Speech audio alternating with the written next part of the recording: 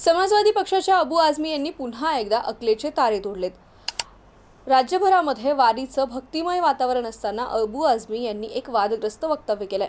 रस्त्यावरती नमाज पठणामुळे होणारी गर्दी आणि वारीची होणारी गर्दी यांची तुलना करत अबू आझमी यांनी म्हटलं होतं की आतापर्यंत कोणत्याही मुस्लिम व्यक्तीनं रस्त्यावर उत्सव साजरे का होतात याची तक्रार केलेली नाहीये, पण ज्यावेळी मशीद पूर्ण भरते तेव्हा काही मशिदीतील लोक 5 ते 10 मिनिटं रस्त्यावर नमाज पठण करत असतात। त्यावेळी उत्तर प्रदेशचे मुख्यमंत्री म्हणतात, रस्त्यावर नमाज पठण केलं तर पासपोर्ट रद्द करू। मी पुण्यातून येताना मला लोकांनी सांगितलं की लवकर जाऊ, अन्यथा पालख्यांमुळे रस्ता जाम होईल। रस्ता जाम होतोय, पण आम्ही कधीही तक्रार केली नाही, पण नमाज पठणासाठी तक्रार होते। याचा अर्थ जाणीवपूर्वक काही लोक मुस्लिम बांधवांच्या बाबतीत हे वक्तव्य करत आहेत, असं वक्तव्य अबू आझमी यांनी केलं। त्यांच्या या वादग्रस्त वक्तव्याविरोधात सोलापुरातील वारकरी रस्त्यावर उतरत आक्रमक झाल्याचं पाहायला मिळालं।